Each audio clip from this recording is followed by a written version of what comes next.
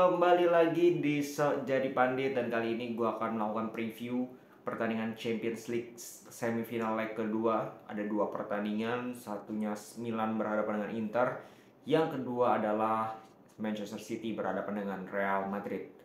Nah, kita ke pertandingan pertama dulu, yaitu Inter berhadapan dengan AC Milan.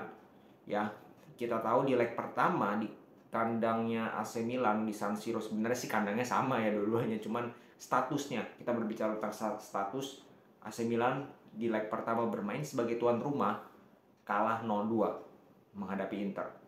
Nah, sekarang Inter yang menjadi tuan rumah. Apakah Milan tidak punya peluang untuk menang? Itu menurut gue bullshit. 2-0, apakah itu sudah aman? Tidak sama sekali. Anything can happen. Ya, anything can happen. Yang menjadi pembeda adalah Milan pertama, Leao sudah balik itu cukup penting kalau menurut gue perannya. Karena kalau kita lihat winger yang lain itu tidak punya skill seperti Leao. Kita boleh jujur, secara makers yang dimainkan di leg pertama itu nggak bisa diharapin. Brahim Diaz pun nggak perform. Nah, kehadiran Leao kembali itu bisa minimal mempertajam serangan dari AC Milan.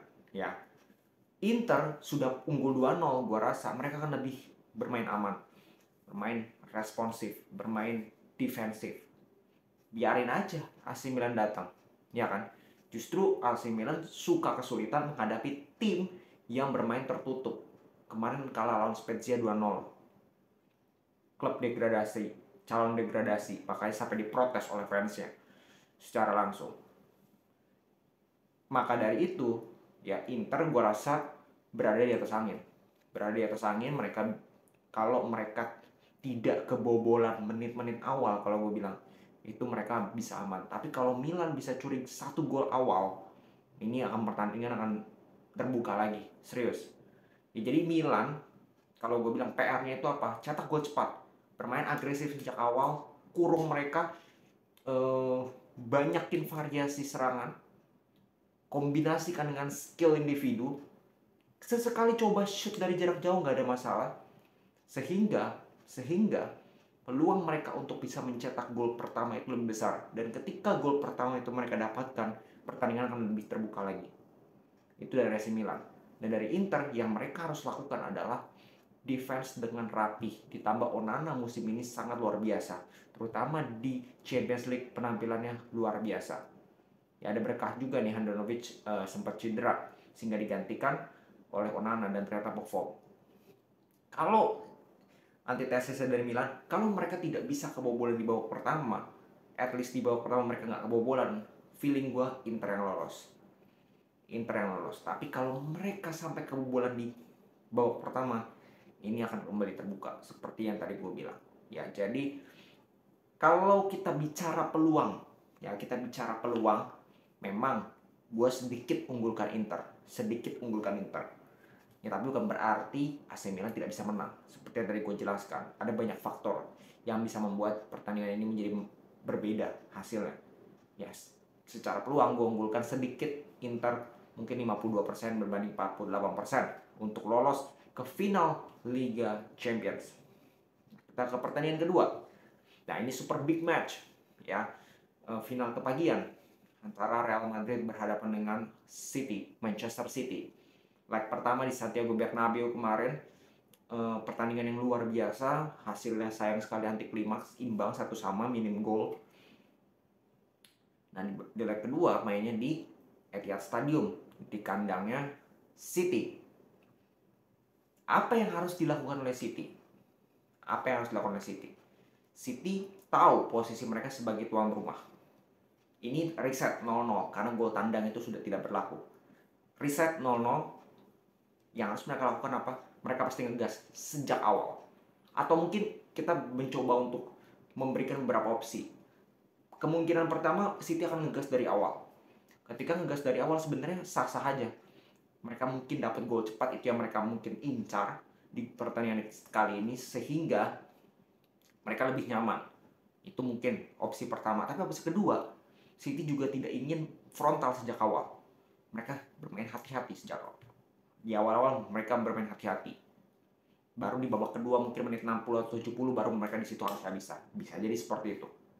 Nah untuk Madrid ini minggu kemarin kalau nggak salah itu ada bocoran. Gue nggak ngerti, memang Madrid ini sering kali ada bocoran-bocoran strategi dari ruang ganti. Itu Ancelotti tampaknya akan bermain dengan Valverde di sayap kanan. Rodrigo akan mulai di bangku cadangan. Itu menurut bocoran kemarin. Jadi belakang itu karena Militao sudah balik, Militao akan berdua dengan Rudiger, Alaba di kiri, Carvalho di kanan, di tengah Camavinga akan di tengah dengan Modric, Kroos. Camavinga juga masih diragukan main atau enggak, gue nggak ngerti. Katanya sih fit, tapi kalau menurut gue kalau nggak 100% mending lu mainin Tchouaméni. Ya di tengah, Camavinga bisa masuk babak kedua kok. Di depan itu berarti Valverde di kanan, Vinicius dan Benzema. Apakah formasi ini adalah formasi yang ideal menghadapi City yang bermain di kandang, yang akan lebih mengambil resiko? Ya menurut gue sih ini keputusan yang cukup bijak juga ya kalau Madrid lebih memilih untuk bermain defense. Dan ketika Valverde main di kanan memang berapa kali kita akan kekurangan daya gedor, itu yakin 100% gue. Tapi kita akan menumpuk lebih banyak pemain di tengah, sehingga apa kita lebih bagus dalam menguasai bola. Kita bisa memainkan tempo, bisa tiba-tiba kita ya delay possession aja Madrid.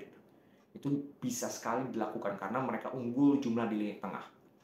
Nah itu yang mungkin coba diantisipasi coba dilakukan oleh Ancelotti sambil sesekali mungkin mencari celah untuk melakukan counter lewat kecepatan dari Vinicius Junior dan juga Benzema, dan kemungkinan sisi kiri lah yang akan digembor habis-habisan. Nah kemungkinan besar City itu cuma tanpa Ake. Tapi yang menjadi problem adalah pertandingan kemarin melawan Everton ada pendekatan yang dilakukan oleh Pep, yaitu banyak pemain inti mereka yang dimainkan. Haaland dimainkan sejak awal, Kevin De Bruyne main, Gundogan main, Walker main, Ederson main. Cuman cadangannya itu kalau nggak salah Alvarez, Bernardo Silva kan cadangan, Alvarez, Mahrez, Foden, sama si Laporte. Sisanya itu sisanya itu pemain inti yang dimainkan. Ya, dan mainnya 70 menit ke atas, which is cukup banyak jam bermain yang diberikan kepada pemain inti. Nah ini kan bisa menjadi masalah juga, kebugaran dari para pemain inti ini. Beruntung gak ada yang cedera sih kemarin. Tapi apakah mereka fit 100% menghadapi pertandingan ini? Itu yang menjadi pertanyaan. Sedangkan Real Madrid, kalau kita lihat kemarin pada saat menghadapi Getafe, itu almost semua pemain cadangan yang bermain. Mungkin hanya 4 pemain, Camavinga, Valverde, Courtois dengan Militao karena nggak main kan di pertandingan di leg pertama, maka itu diberikan kesempatan, diberikan waktu kemarin melawan Getafe. Tapi sisanya itu mulai dari bangku cadangan. Vinicius Junior, Modric, Kroos itu mulai dari bangku cadangan. Benzema nggak main sama sekali, Carvalho pun nggak main sama sekali, Rudiger pun nggak main. Ya jadi secara fisik, secara stamina Madrid lebih diunggulkan, tapi secara permainan mungkin, secara benefit tuan rumah mungkin ya City diunggulkan. Nah kalau lu tanya ke gue siapa yang lu unggulkan, gue juga tidak bisa mengunggulkan satu belah pihak. Karena ini adalah super big match, dan super big match seperti ini biasanya ditentukan oleh kesalahan-kesalahan individual kecil. Beneran, gue nggak bohong. Kesalahan individual kecil itu akan sangat berpengaruh di sini. Jadi bukan masalah taktik lagi, tapi masalah mental, masalah pengalaman, masalah individual error itu akan sangat berpengaruh di pertandingan kali ini. Hal-hal detail kecil aja yang miss dari kedua belah tim itu bisa dihukum. Jadi menurut gue kedua tim punya peluang yang sama. Entah Madrid, entah City punya peluang yang sama. 50-50 match. Tidak peduli main di Etihad. Kemarin main di Bernabeu juga banyak yang bilang, oh Madrid selesai. Kayak Rooney bilang Madrid akan dihancurkan. Ternyata enggak juga. Haaland enggak berkutik. Nah, bagaimana kita bisa menjudge bahwa pertandingan di leg kedua nanti akan berjalan sesuai dengan prediksi kita? Yang menurut gue, yang kita bisa lakukan adalah enjoy the match. Gue fans Madrid, tapi apa yang gue bisa harapkan bahwa Madrid akan bermain superior terus bantai City nggak realistis. Bahkan Pep bilang pada saat mereka away ke Bernabeu, emang fans itu ngarepin kita menang 6-1 di sini. Itu yang salah bukan kita tapi kalian, pola pikir kalian. Nah ini yang menurut gue harus gue beritahu kepada kalian, bahwa sebagai fans Madrid atau fans City atau penonton netral, just enjoy the match, karena ini pertandingan yang levelnya itu level papan atas, sehingga kita harus hanya menikmati aja, nggak perlu ngejudge tim ini akan menang, tim ini akan menang, tim ini akan kalah, dibantai atau gimana. Enggak, itu semua bisa terjadi di dalam match ini karena begitu tinggi kualitas dari match ini sehingga kita nggak bisa prediksi. Ya, jadi 50-50 match untuk Madrid City, untuk Milan maupun Inter. Inter gue sedikit unggulkan dengan 52%, dengan Milan 48%. Kita lihat nanti seperti apa pertandingannya, dua pertandingan yang pastinya gue tonton dan akan sangat seru untuk ditonton. Salam sepak bola.